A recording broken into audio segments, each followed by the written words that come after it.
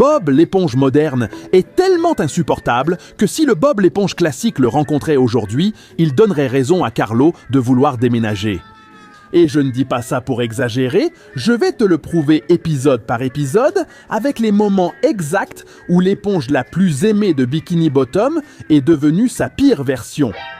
Parce qu'il y a une énorme différence entre être agaçant et être cruel, et le Bob moderne a franchi cette ligne il y a bien longtemps. Eh bien les amis, dans les épisodes classiques de Bob l'éponge, Bob n'a jamais eu une personnalité super stupide ni capricieuse. Disons qu'il se trouvait dans une zone délicieuse, la zone intermédiaire. Oui, il faisait des choses stupides avec Patrick, mais il essayait de se défendre et de ne pas finir complètement humilié, tout comme le fait le Bob contemporain, qui cherche seulement à se défendre, mais en maltraitant les autres. Et en fait, j'ai beaucoup d'exemples qui le prouvent. L'un de ceux dont je me souviens le plus, c'est avec Robalobule, dans l'épisode Cornichon. Ici, Robalobule accuse Bob d'avoir oublié les cornichons dans son Kangreburger, et Bob s'effondre mentalement parce qu'il pense avoir échoué dans la seule chose qu'il sait bien faire, à savoir préparer des Kangreburgers. Pour Bob, travailler au crabe croustillant n'était pas juste un emploi mal payé, c'était sa raison de vivre, mon ami. Alors, quand on découvre que Robalobule cachait les cornichons sous sa langue, Bob, il se fâche vraiment pour cette petite blague parce qu'on ne lui a pas seulement menti, ce gars-là a traversé toute une crise existentielle à cause de ça. Et ici, on a la première règle non négociable de l'éponge classique. Il détestait qu'on lui gâche son travail. Ensuite, il y a « Pouvez-vous me donner une pièce ?» Là où Carlo perd son emploi et Bob décide de l'aider, il lui ouvre sa maison, lui donne à manger, s'occupe de lui, fait preuve de patience envers lui. Mais Carlo devient peu à peu un fainéant sans vergogne et profite de Bob l'éponge. Et il se passe vraiment ce à quoi je n'aurais jamais pensé à ce moment-là. Bob l'éponge explose, il craque à cause de la paresse de Carlo et commence à lui crier ses vérités en pleine figure. Quand j'ai besoin de faire un travail, je cherche quelqu'un qui a un travail pour faire ce travail. Et ici, on remarque un des détails les plus intéressants de l'éponge. Il pouvait certes être un bon ami, même laisser quelqu'un lui voler Gary, mais bien sûr, il avait ses limites. Bob a littéralement mis Carlo à la porte. Il s'est repris et a posé des limites. Deuxième règle, Bob détestait qu'on profite de lui. Et au cas où il y aurait encore des doutes, nous avons aussi l'épisode où Patrick invite ses soi-disant parents. Bob accepte de faire semblant d'être idiot, littéralement par charité, pour que Patrick ait l'air bien devant ses parents. Il se sacrifie, il s'humilie volontairement, et ça, seul quelqu'un qui aime vraiment son ami peut le faire. Mais Patrick, au lieu de le remercier, ne cesse de l'enfoncer devant tout le monde. Et à un moment donné, Bob dit « ça suffit ».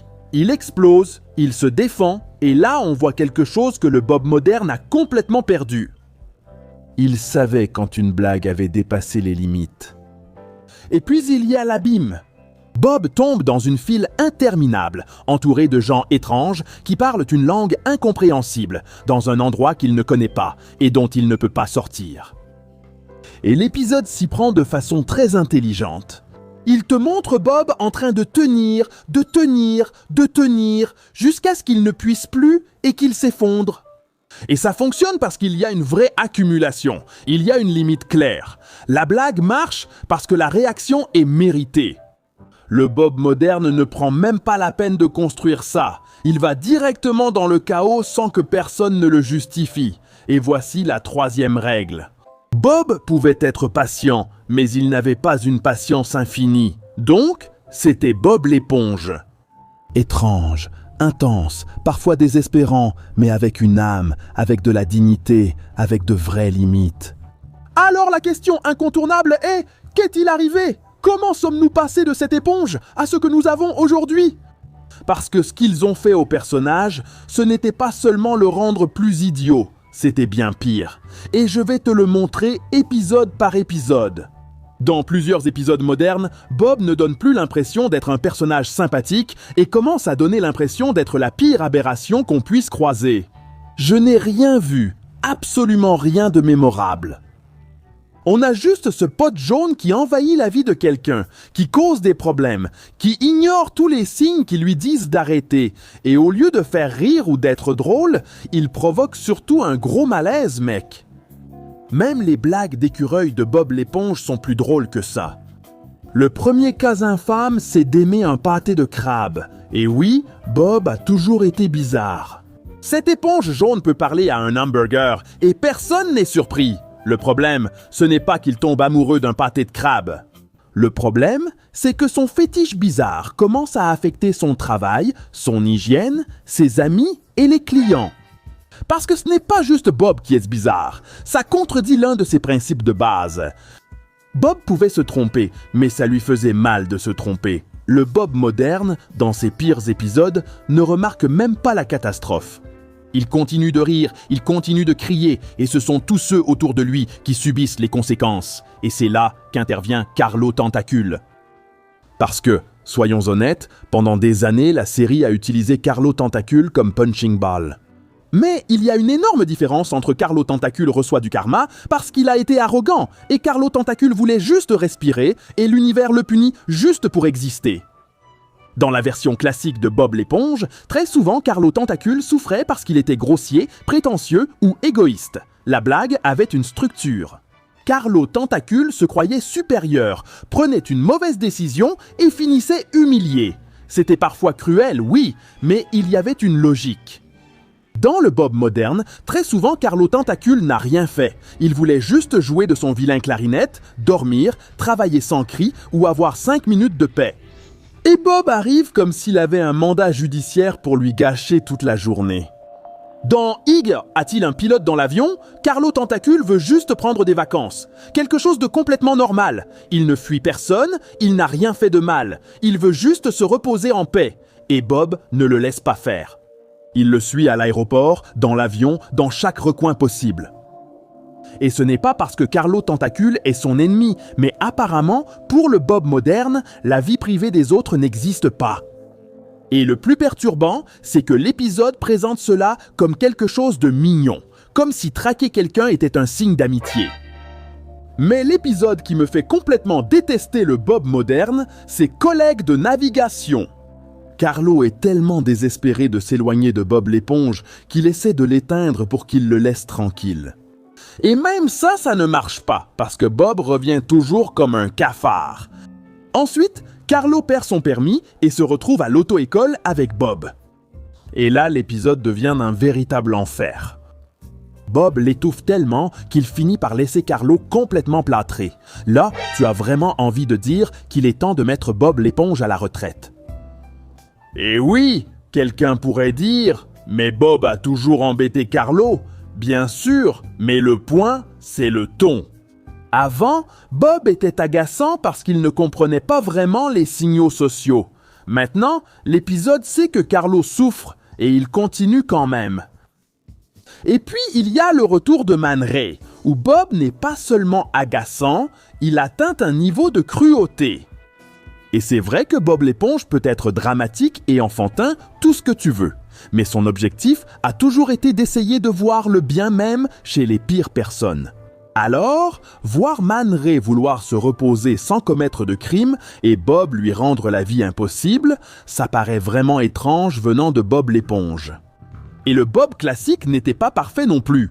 Il était aussi envahissant, intense et fatigant. Mais avant, on sentait qu'il y avait une bonne personne sous le chaos. Une éponge qui pouvait vraiment être ton ami. Et il pouvait même composer une chanson avec le pire ennemi de Monsieur Krabs. Le Bob moderne, en revanche, ressemble parfois à un simple carré jaune sans intérêt. Parce que Bob n'est pas devenu le meilleur souvenir d'enfance de beaucoup, juste parce qu'il était agaçant. Non! Il était vraiment drôle, il avait de la personnalité et ses blagues, même absurdes, te faisaient vraiment rire. C'est pourquoi le Bob classique détesterait le Bob moderne. Pas parce qu'il est nouveau, il le détesterait parce que le moderne, dans ses pires moments, est devenu exactement ce qu'il ne supportait pas. Quelqu'un qui n'écoute pas, qui n'a pas de limite et qui semble avoir pris la place de Patrick. Parce que Bob l'éponge n'a pas cessé d'être l'éponge sympathique en un jour. Petit à petit, la série a commencé à confondre l'innocence avec le fait de le rendre plus stupide, l'énergie avec le fait d'être envahissant et la tendresse avec le fait de le rendre 100% irritable et insupportable. Le Bob classique était une éponge intense avec une âme d'employé du mois. Le Bob moderne, dans ses pires jours, ressemble à une alarme jaune que personne ne peut éteindre. Donc, si les deux versions se rencontraient, le Bob classique essaierait d'être gentil au début, lui sourirait et lui offrirait un steak de crabe. Mais après 5 minutes, quand le Bob moderne aurait déjà envahi sa cuisine, effrayé les clients, poursuivi Carlo et transformé un hamburger en sa future épouse, le Bob classique ferait exactement ce qu'il a toujours fait quand quelqu'un dépassait ses limites. Il lui dirait ses 4 vérités et le mettrait à la porte. Et voilà, le Bob l'éponge classique avait des limites, il avait de la dignité et surtout, il avait du respect pour ceux qui l'entouraient. Le moderne a perdu tout cela. Il est devenu exactement ce que le classique n'aurait jamais voulu être. Alors oui, les amis, le Bob l'éponge classique ne tiendrait même pas 2 secondes face au moderne après tout ce que nous avons vu aujourd'hui. Dites-moi en commentaire, quel est votre Bob préféré, le classique ou le moderne ? Et si tu connais un épisode où le moderne a été encore pire que ce que j'ai mentionné, écris-le en bas, parce que je veux le voir. On se retrouve dans la prochaine vidéo.